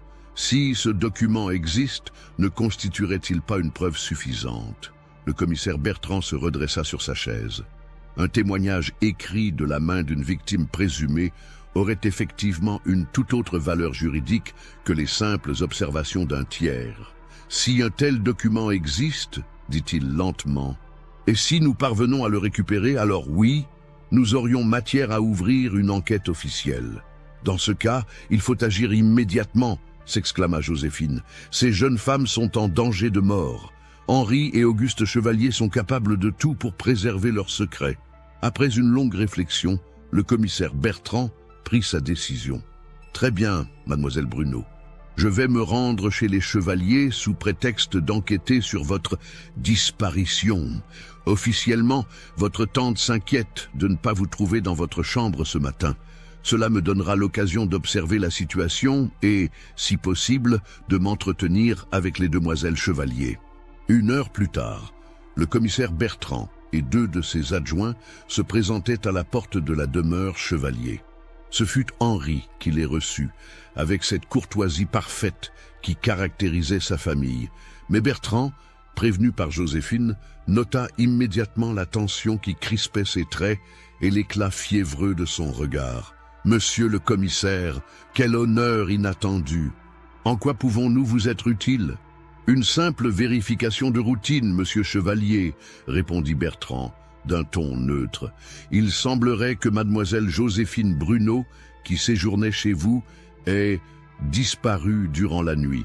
Sa tante se fait du souci. » L'expression d'Henri ne changea pas, mais le commissaire expérimenté remarqua le léger tressaillement qui agita ses paupières. « Disparu? Mon Dieu, comme c'est étrange! Nous l'avons quittée hier soir vers 11 heures, et elle paraissait en parfaite santé, n'est-ce pas, Auguste ?» Auguste, qui venait d'apparaître, confirma avec un empressement qui sonnait faux. « Absolument. Mademoiselle Joséphine nous a semblé un peu fatiguée par le voyage, mais rien d'inquiétant. Peut-être a-t-elle décidé de partir plus tôt que prévu. Peut-être, concéda le commissaire. Cependant, j'aimerais jeter un coup d'œil à sa chambre, si vous n'y voyez pas d'inconvénient, et m'entretenir avec les membres de votre famille qui l'ont vue en dernier. Cette demande, parfaitement légitime dans le cadre d'une enquête pour disparition, ne pouvait être refusée sans éveiller les soupçons. Henri et Auguste échangèrent un regard rapide, puis Henri acquiesça avec une grâce forcée. « Naturellement, monsieur le commissaire, nous mettons notre maison à votre entière disposition. » La visite de la chambre de Joséphine ne révéla rien d'anormal. Le lit était effectivement défait et ses affaires personnelles avaient disparu, ce qui pouvait accréditer la thèse d'un départ volontaire. Mais le commissaire Bertrand, guidé par les révélations de Joséphine, observait tout avec une attention particulière, notant la nervosité d'Henri et d'Auguste, leurs réponses évasives et cette manière qu'ils avaient de se consulter du regard avant de parler. « J'aimerais maintenant m'entretenir avec votre mère et vos sœurs, » annonça-t-il. Une personne qui disparaît a souvent confié ses préoccupations aux femmes de la maison. Cette fois, la réticence des 2 frères fut manifeste. « Nos sœurs sont encore très jeunes, » objecta Auguste, « et cette affaire risque de les bouleverser inutilement. Ne pourriez-vous pas vous contenter de notre témoignage? J'en ai peur, monsieur Chevalier. Une enquête pour disparition exige que nous interrogions tous les témoins potentiels. » Contraints et forcés, Henri et Auguste conduisirent le commissaire au salon où attendaient déjà Marguerite et ses 3 filles. Bertrand nota immédiatement l'attitude de ces dernières. Elles se tenaient rigidement droites, les mains croisées, évitant soigneusement de regarder leur frère, mais manifestant une nervosité extrême qui contrastait violemment avec la gravité de la situation. « Mesdames, » commença le commissaire, « j'enquête sur la disparition de mademoiselle Joséphine Bruno. L'avez-vous vue ou entendue durant la nuit ?» Ce fut Marguerite qui répondit la première, d'une voix blanche. « Non, monsieur le commissaire, je me couche très tôt et je n'ai rien remarqué d'anormal. » Les 3 sœurs, elles, gardèrent le silence, jetant des regards furtifs vers Henri et Auguste qui se tenaient en retrait, mais dont la présence constituait manifestement une menace muette. « Et vous, mesdemoiselles » insista Bertrand en s'adressant directement à Célestine. « Aucun bruit, aucun mouvement dans la maison ?» Célestine ouvrit la bouche pour répondre, mais avant qu'elle ait pu prononcer un mot, Henri intervint. « Mes sœurs ont le sommeil très lourd, monsieur le commissaire, et leurs chambres sont situées à l'opposé de celles qu'occupait notre invité. » Cette intervention pour empêcher ses sœurs de parler acheva de convaincre Bertrand que Joséphine avait dit la vérité. Il existait manifestement un système de contrôle et d'intimidation dans cette famille, et les 3 jeunes femmes n'osaient s'exprimer librement en présence de leurs frères. « Je comprends, » dit-il. « Cependant, j'aimerais m'entretenir quelques instants avec ces demoiselles. En privé, c'est une procédure habituelle dans ce genre d'enquête. » L'opposition d'Henri et d'Auguste fut immédiate et véhémente. « Monsieur le commissaire, nos sœurs sont très sensibles et cette disparition les a déjà profondément troublées. Un interrogatoire séparé ne ferait qu'aggraver leur émoi. Je ne parle pas d'interrogatoire, monsieur Chevalier, mais d'un simple entretien. Les femmes se confient parfois plus facilement en l'absence d'oreilles masculines. Le bras de fer était engagé. Henri et Auguste ne pouvaient refuser catégoriquement sans éveiller des soupçons définitifs. Mais ils savaient qu'un entretien privé avec leur sœur risquait de tout révéler. Finalement, Auguste proposa un compromis. Dans ce cas, que notre mère assiste à cet entretien. Sa présence rassurera nos sœurs. Bertrand accepta, espérant que Marguerite, en tant que femme et mère, serait plus encline à laisser parler ses filles. Il fut installé dans le petit salon avec les 4 femmes, tandis qu'Henri et Auguste, contraints et forcés, se retiraient dans la pièce voisine. Dès qu'elles furent seules avec le commissaire, l'attitude des 3 sœurs changea sensiblement. Elles demeuraient tendues et inquiètes, mais Bertrand perçut dans leur regard une lueur d'espoir qui lui confirma qu'elles avaient effectivement des choses à révéler. « Mesdames, commença-t-il d'une voix douce, vous pouvez parler librement. Personne ne vous entend, et je suis là pour vous aider. » Ce furent ces simples mots qui brisèrent la digue.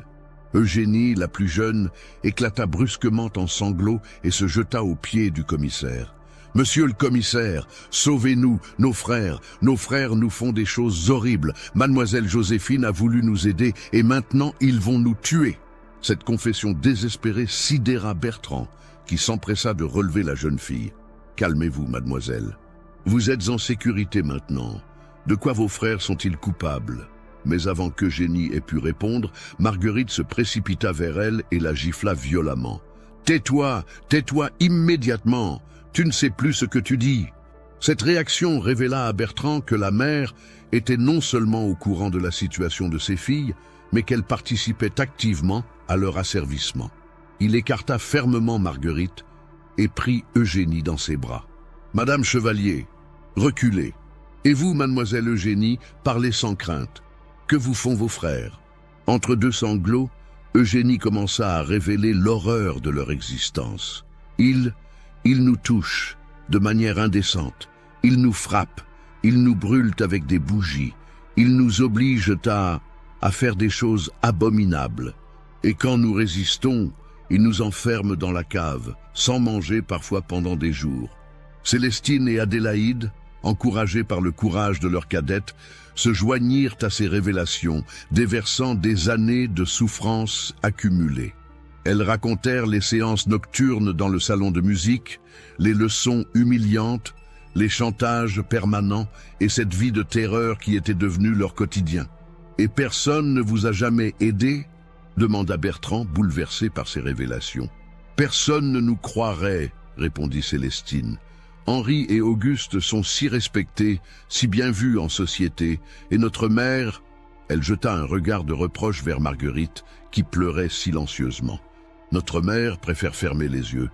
Mais vous avez des preuves de ce que vous avancez, des témoignages, des documents ?» Ce fut Eugénie qui répondit « J'ai un journal, monsieur le commissaire. Je note tout ce qu'ils nous font, avec les dates, les détails. Il est caché dans ma chambre.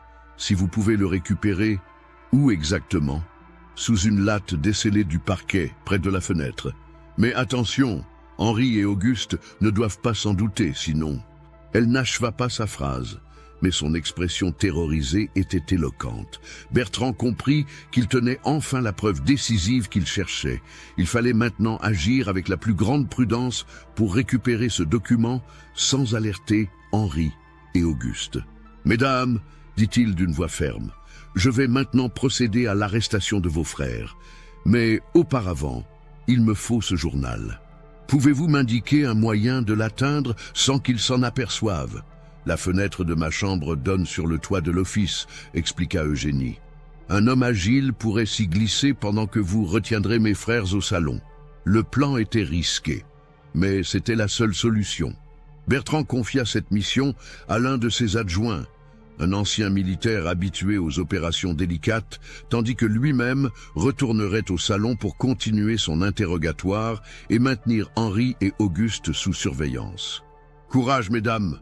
dit-il avant de sortir. « Dans quelques heures, vous serez libres. » Ces mots, prononcés avec une conviction qui redonnait espoir aux trois sœurs, marquaient le début de la chute de l'empire de terreur que Henri et Auguste Chevalier avaient édifié au sein de leur propre famille. Mais les deux frères n'avaient pas dit leur dernier mot, et la partie qui s'engageait allait révéler des aspects encore plus sombres de cette tragédie bourgeoise. Lorsque Bertrand regagna le salon principal, il trouva Henri et Auguste dans un état de nervosité extrême. Ils avaient manifestement entendu des éclats de voix en provenance du petit salon et pressentaient que leur secret était en train d'être révélé. « Alors, monsieur le commissaire ?» demanda Henri avec un sourire crispé. « Nos sœurs ont-elles pu vous éclairer sur cette mystérieuse disparition ?»« En effet, » répondit Bertrand d'un ton neutre, « elles m'ont fourni des informations très intéressantes, mais j'aurais encore quelques questions à vous poser, à tous les deux. » L'interrogatoire qui suivit fut un chef-d'œuvre de tactique policière. Bertrand multipliait les questions apparemment innocentes sur l'emploi du temps de la famille, les habitudes de la maison, les relations entre les différents membres, tout en observant attentivement les réactions des deux frères. Ceux-ci, sentant le piège se refermer, commettaient de plus en plus d'imprudence, se contredisant, laissant échapper des détails révélateurs. Pendant ce temps, l'adjoint chargé de récupérer le journal d'Eugénie progressait avec précaution le long de la gouttière qui menait à la fenêtre de la jeune fille. L'opération était délicate, car un faux mouvement pouvait non seulement provoquer sa chute, mais aussi alerter Henri et Auguste par le bruit. Enfin, il parvint à s'introduire dans la chambre et localisa rapidement la latte descellée dont avait parlé Eugénie. Le journal était là. Un petit carnet relié de cuir noir, aux pages couvertes d'une écriture fine et serrée. Il le glissa dans sa veste et ressortit par le même chemin, non sans avoir remis la latte en place pour ne pas éveiller les soupçons. 20 minutes plus tard, il rejoignait discrètement le commissaire Bertrand dans le hall et lui remettait le précieux document. Bertrand en parcourut rapidement quelques pages, et ce qu'il lut le bouleversa profondément. L'écriture d'Eugénie, d'une précision chirurgicale, décrivait avec une lucidité terrifiante les sévices subis par les trois sœurs. 15 septembre 1856. Henri m'a encore brûlé avec une bougie sur l'épaule droite parce que j'ai regardé trop longtemps Monsieur Delacroix lors de sa visite. La marque fait 3 cm de long. Célestine a pleuré en voyant ma blessure, alors Auguste l'a frappé avec sa canne. 22 septembre 1856. Adélaïde a tenté de refuser les attouchements d'Auguste. Il l'a enfermée dans la cave pendant 2 jours sans eau ni nourriture. Quand elle est remontée, elle ne pouvait plus marcher droit. 3 octobre 1856. Henri nous a obligés toutes les 3 à nous déshabiller devant lui sous prétexte de vérifier notre pureté. Il a ensuite... Les détails qui suivaient étaient d'une obscénité telle que Bertrand dut s'interrompre dans sa lecture. Chaque page révélait de nouveaux horreurs, documentées avec une minutie qui ne laissait aucun doute sur leur véracité. Dates, circonstances, témoins, blessures, tout était consigné avec la rigueur d'un procès-verbal. Ce journal constituait un réquisitoire accablant contre Henri et Auguste Chevalier. Fort de cette preuve irréfutable, Bertrand retourna au salon où les deux frères continuaient leur comédie de l'innocence. Mais leur attitude avait changé. Ils semblaient deviner que quelque chose d'irréversible était en train de se jouer. « Messieurs chevaliers », annonça le commissaire d'une voix solennelle, « au terme de mon enquête, je dois vous informer que vous êtes en état d'arrestation pour sévices aggravés, séquestration et tentative d'assassinat sur la personne de mademoiselle Joséphine Bruneau. » La réaction des deux frères fut immédiate et révélatrice. Henri blêmit et recula d'un pas, tandis qu'Auguste éclata dans une rage froide qui révélait enfin sa véritable nature. « Vous n'avez aucune preuve », cracha-t-il. « Les divagations de cette institutrice hystérique et les mensonges de nos sœurs ne constitueront jamais un dossier solide. Notre père, votre père n'y pourra rien », l'interrompit Bertrand en exhibant le journal d'Eugénie. « Ce document, écrit de la main de votre sœur, contient suffisamment de preuves pour vous faire condamner à vie. » La vue du journal provoqua chez Henri une transformation stupéfiante. L'homme distingué et raffiné laissa place à une brute dont le masque tombait enfin. « Cette petite garce !» hurla-t-il. « Je lui avais pourtant dit ce qui arriverait si elle... » Il se rua vers la porte, manifestement dans l'intention de s'en prendre à Eugénie, mais les adjoints de Bertrand l'interceptèrent et lui passèrent les menottes. Auguste, comprenant que la partie était perdue, tenta une dernière manœuvre désespérée. « Monsieur le commissaire, » dit-il en retrouvant un semblant de calme, « vous faites une terrible erreur. Nos sœurs souffrent de troubles mentaux héréditaires, comme notre grand-mère maternelle. Leurs accusations relèvent du délire, et ce prétendu journal n'est qu'un tissu de fantasmes morbides. Cette tentative de faire passer les victimes pour folles était la dernière carte des deux frères, mais Bertrand était trop expérimenté pour se laisser abuser. « Dans ce cas, » répliqua-t-il, « un examen médical de ces demoiselles établira rapidement la réalité de leurs blessures. » C'était l'argument massu. Auguste comprit qu'il ne pourrait pas expliquer les cicatrices de brûlure, les traces de coups et toutes les marques physiques que portaient ses sœurs. Sa résistance s'effondra d'un coup et il baissa la tête en silence. L'arrestation d'Henri et Auguste Chevalier provoqua un séisme dans la bourgeoisie lyonnaise. Comment deux hommes si respectés, issus d'une famille si honorable, avaient-ils pu commettre de tels crimes? L'incrédulité fit place à l'horreur quand les détails de l'affaire commencèrent à filtrer. Édouard Chevalier, effondré par la révélation des crimes de ses fils, fut hospitalisé d'urgence pour une crise cardiaque. Marguerite, accusée de complicité par son silence, fut également arrêtée. Mais sa santé mentale, déjà fragile, ne résista pas au choc. Elle fut internée dans un asile où elle devait mourir quelques mois plus tard, emportant avec elle les secrets qui l'avaient rendue complice de l'horreur. Les trois sœurs, libérées de leur bourreau, furent prises en charge par les services sociaux de la ville. Joséphine Bruneau, dont le courage avait permis de révéler la vérité, obtint leur tutelle provisoire et s'attacha à leur redonner goût à la vie. Mais les séquelles de tant d'années de souffrance ne s'effaceraient pas facilement. Célestine, profondément traumatisée, ne parla plus pendant des mois. Adélaïde développa une peur maladive des hommes qui l'empêcherait longtemps de mener une vie normale. Seule Eugénie, peut-être grâce à son jeune âge et à la catharsis que représentait la tenue de son journal, semblait capable de se reconstruire. Le procès d'Henri et Auguste Chevalier s'ouvrit en mars 1857 devant la cour d'assises du Rhône. L'affluence était considérable car l'affaire passionnait l'opinion publique. La lecture du journal d'Eugénie, érigé en pièce maîtresse de l'accusation, plongea l'assistance dans un silence horrifié. Les avocats des accusés tentèrent diverses stratégies de défense. Troubles mentaux, déformation des faits par des témoins traumatisés, manipulation de preuves. Mais le réquisitoire du procureur, étayé par les témoignages des victimes et les expertises médicales, ne laissait aucun doute sur la culpabilité des deux frères. « Messieurs les jurés », déclara le procureur dans sa plaidoirie finale, « vous avez entre vos mains le sort de deux hommes qui ont transformé le foyer familial en chambre de torture, qui ont fait de l'amour fraternel un prétexte à la débauche, et qui ont brisé 3 vies innocentes pour satisfaire leurs instincts les plus vils. La société attend de vous une condamnation exemplaire. » Henri et Auguste Chevalier furent reconnus coupables de tous les chefs d'accusation et condamnés aux travaux forcés à perpétuité. Ils furent déportés au bagne de Guyane, où ils devaient mourir quelques années plus tard, dans des conditions qui, ironiquement, n'étaient guère plus clémentes que celles qu'ils avaient infligées à leurs sœurs. 10 années s'étaient écoulées depuis le procès qui avait ébranlé Lyon et révélé au grand jour l'une des tragédies familiales les plus sordides du Second Empire.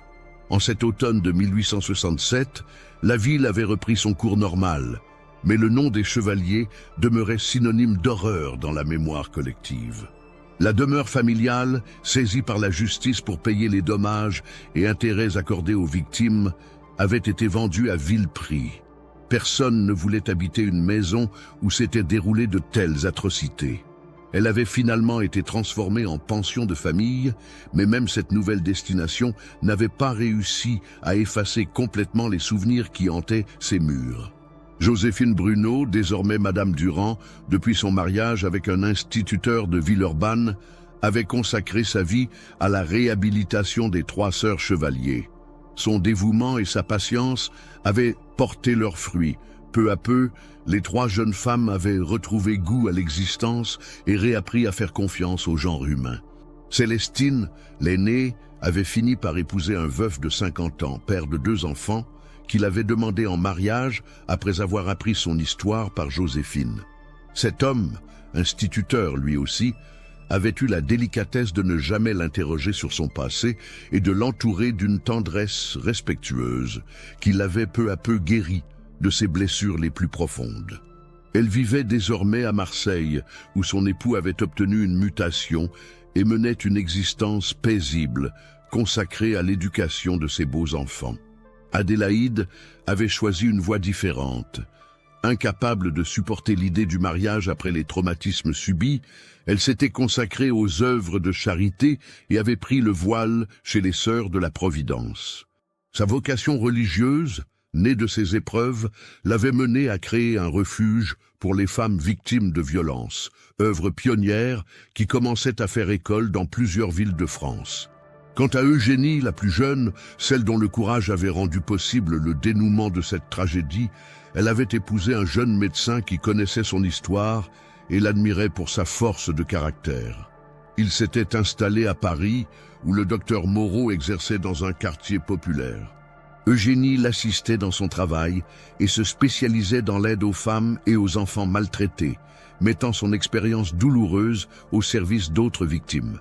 Ce jour d'octobre 1867, Eugénie était revenue à Lyon pour une visite exceptionnelle. À 29 ans, elle avait conservé sa beauté juvénile, mais son regard portait désormais cette gravité particulière à ceux qui ont connu l'abîme et en sont remontés. Elle se tenait devant l'ancienne demeure familiale, accompagnée de son époux et de Joséphine, venue la soutenir dans cette démarche symbolique. « Es-tu certaine de vouloir faire cela ?» demanda doucement le docteur Moreau en prenant la main de sa femme. Eugénie hocha la tête avec détermination. « Il le faut, François.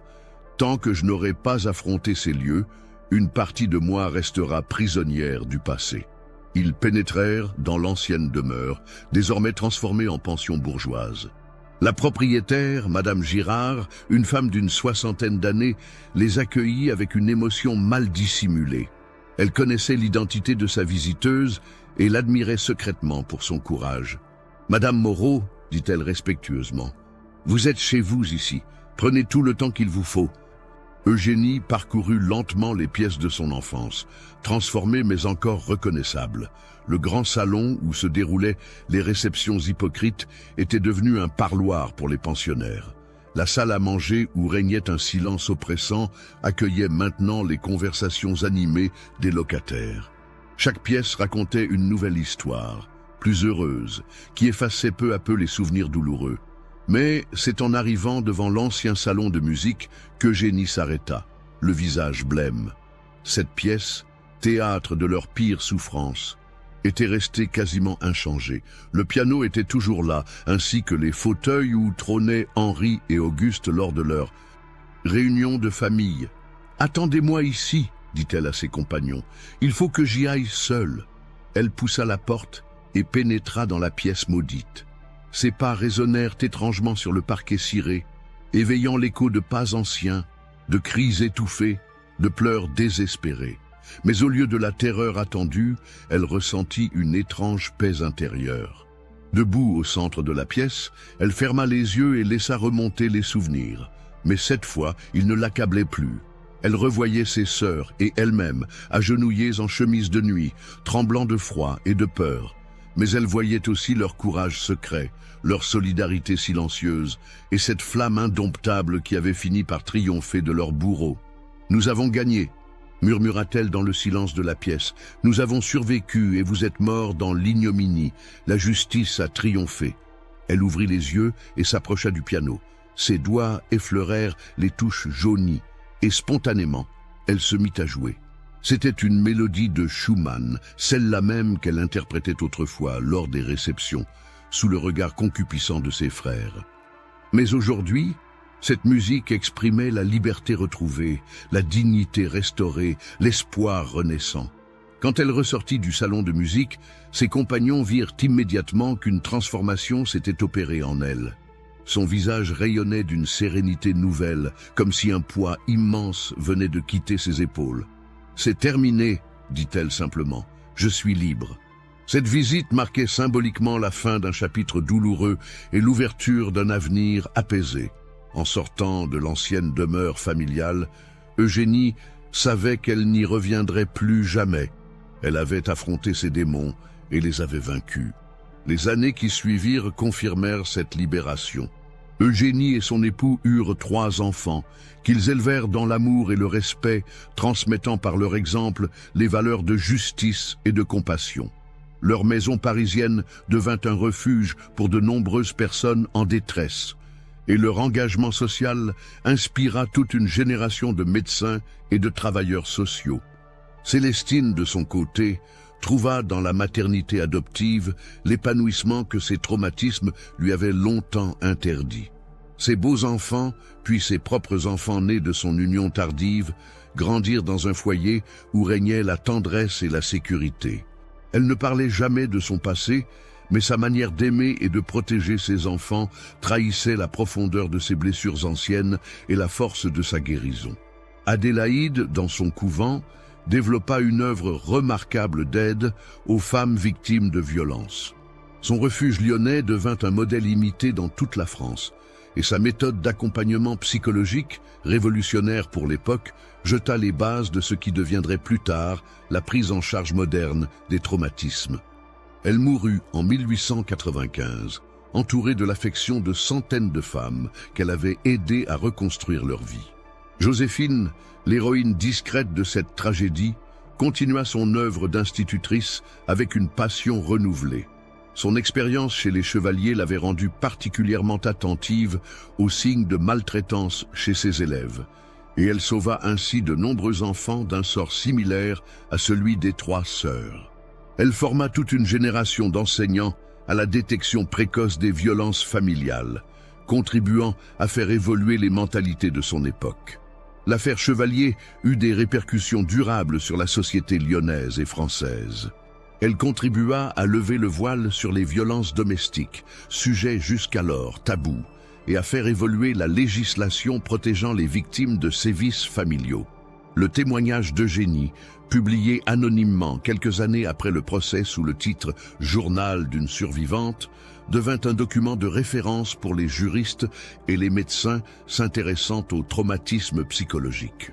Cette tragédie bourgeoise révéla également les failles d'une société qui privilégiait les apparences au détriment de la vérité, le statut social à la justice. Elle marqua un tournant dans la perception des crimes domestiques et contribua à l'émergence d'une conscience sociale nouvelle, plus attentive au sort des victimes silencieuses. En 1890, 23 ans après sa visite symbolique à l'ancienne demeure familiale, Eugénie Moreau publia sous son vrai nom un livre intitulé « De l'ombre à la lumière, témoignage d'une rescapée ». Cet ouvrage, qui révélait pour la première fois publiquement son identité, connut un retentissement considérable et contribua à faire évoluer définitivement les mentalités sur les violences intrafamiliales. « Si j'ai décidé de briser le silence », écrivait-elle dans sa préface, c'est pour que d'autres victimes sachent qu'il est possible de survivre à l'enfer et de reconstruire sa vie. Notre souffrance ne doit pas être vaine, qu'elle serve au moins à protéger ceux qui subissent aujourd'hui ce que nous avons enduré hier. Ce témoignage courageux inspira la création de la première association française de protection des enfants maltraités, ainsi que l'adoption de lois plus sévères contre les violences domestiques. L'héritage de cette tragédie familiale dépassait ainsi largement le cadre individuel pour contribuer à l'évolution de la société tout entière. Quant à l'ancienne demeure des Chevaliers, elle fut finalement détruite en 1898 pour laisser place à un square public orné d'une fontaine. Une plaque discrète, apposée à l'initiative du conseil municipal, rappelle simplement, à la mémoire des victimes innocentes, que leur souffrance ne soit pas oubliée. Aujourd'hui encore, ce square paisible au cœur de Lyon témoigne silencieusement d'une époque où le courage de quelques-uns permit de révéler des horreurs cachées et de faire triompher la justice. L'histoire macabre des Chevaliers, longtemps enfouie dans les archives judiciaires, rappelle que derrière les façades les plus respectables peuvent se dissimuler les pires abominations, mais aussi que la vérité finit toujours par triompher quand des âmes courageuses osent la révéler. L'héritage des trois sœurs Chevaliers perdure dans l'œuvre de leurs descendants et dans les institutions qu'elles ont contribué à créer. Leur calvaire, transformé en force de reconstruction et d'aide à autrui, illustre cette capacité humaine extraordinaire à transmuter la souffrance en compassion, l'horreur en espoir et l'ombre en lumière. Cette histoire, qui commença dans l'horreur d'une demeure bourgeoise de Lyon, s'achève ainsi dans la lumière de la rédemption et de la justice sociale. Elle nous rappelle que, même dans les situations les plus désespérées, le courage d'un individu peut changer le cours des événements et que la vérité, si longtemps étouffée soit-elle, finit toujours par éclater au grand jour. La tragédie des Chevaliers nous enseigne également que derrière chaque famille respectable, en apparence, peuvent se cacher des secrets terribles, mais aussi que chaque époque porte en elle les germes de sa propre évolution vers plus de justice et de compassion. Cette leçon reste d'une actualité saisissante, nous invitant à ne jamais baisser la garde face aux violences domestiques et à toujours tendre la main à ceux qui souffrent en silence. Qu'avez-vous pensé de cette histoire ? Laissez vos commentaires ci-dessous et partagez vos réflexions sur cette affaire terrifiante. Vous voulez plus d'histoires de terreur mêlant histoire et mystère ? Abonnez-vous, activez la cloche de notification et partagez avec ceux qui aiment le côté obscur de l'humanité. Rendez-vous dans le prochain cauchemar.